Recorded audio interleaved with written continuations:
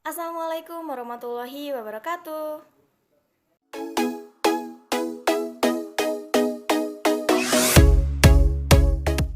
Perkenalkan, nama saya Yanandra Noviani Gunawan. Saya dari kelas 1A Program Studi D3 Keperawatan. Di video kali ini, saya akan menganalisis sebuah karya tulis ilmiah yang bertujuan untuk memenuhi tugas mata kuliah Bahasa Indonesia.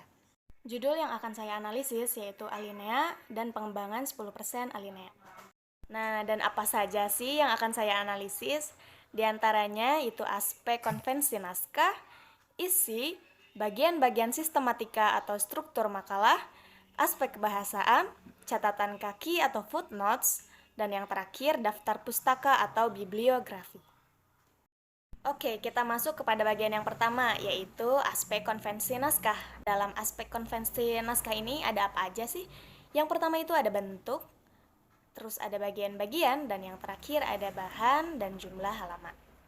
Menurut analisis saya, sebuah karya ilmiah tersebut itu berupa makalah dikarenakan pembahasannya itu berdasarkan data studi pustaka. Selanjutnya itu kita masuk kepada bagian-bagian. Nah, di sini itu terbagi menjadi 3 kelengkapan. Yang pertama itu ada kelengkapan awal, kelengkapan isi, dan kelengkapan akhir.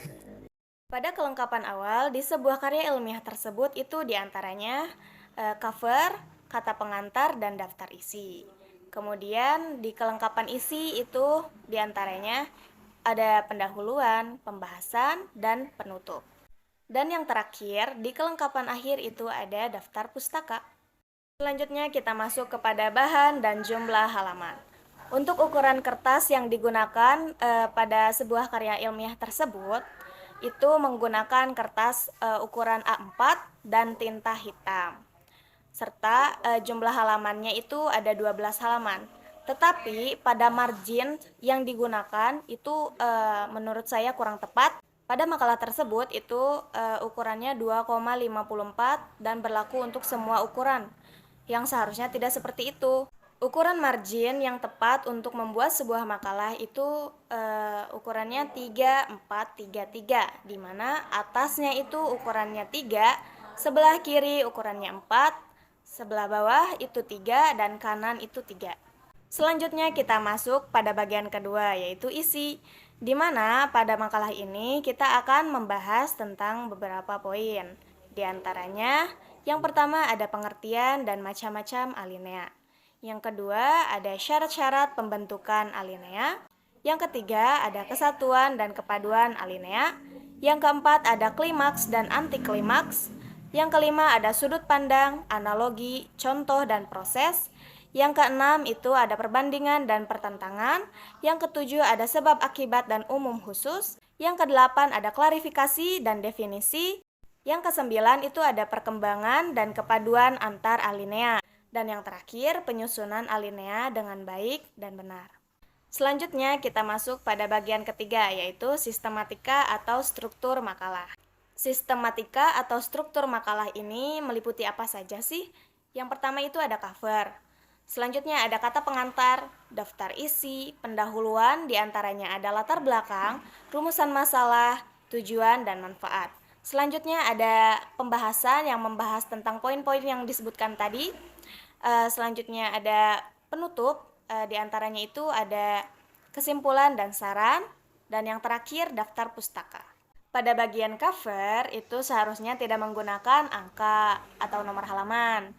Dan juga pada bagian kata pengantar dan daftar isi itu seharusnya menggunakan angka Romawi nomor halamannya. Di bagian daftar isi, tabel of content yang tertera itu seharusnya dihilangkan. Dan juga di bagian pembahasan itu seharusnya setiap paragraf pada barisan pertamanya itu menjorok ke dalam. Dan itu berlaku untuk semua paragraf. Selanjutnya kita masuk pada bagian yang keempat, yaitu aspek kebahasaan. Menurut analisis saya, penggunaan bahasa dalam makalah tersebut itu sudah lugas dan bagus. Selanjutnya kita masuk pada bagian catatan kaki atau footnotes. Di makalah ini tidak menggunakan catatan kaki atau footnotes. Dan yang terakhir yaitu bagian daftar pustaka atau bibliografi. Kesalahan penggunaan atau penempatan daftar pustaka pada makalah ini yaitu daftar pustakanya itu disatukan dengan bagian penutup atau bab penutup yang seharusnya dipisah. Bab penutup hanya untuk kesimpulan dan saran saja. Dan juga dalam daftar pustaka ini tidak mencantumkan nama penulis, tahun terbit, judul buku, dan sebagainya. Itu hanya mencantumkan link sumbernya saja. Sekian analisis yang dapat saya sampaikan. Mohon maaf jika masih ada kekurangan, karena saya juga masih dalam proses pembelajaran. Terima kasih sudah menyaksikan dan wassalamualaikum warahmatullahi wabarakatuh.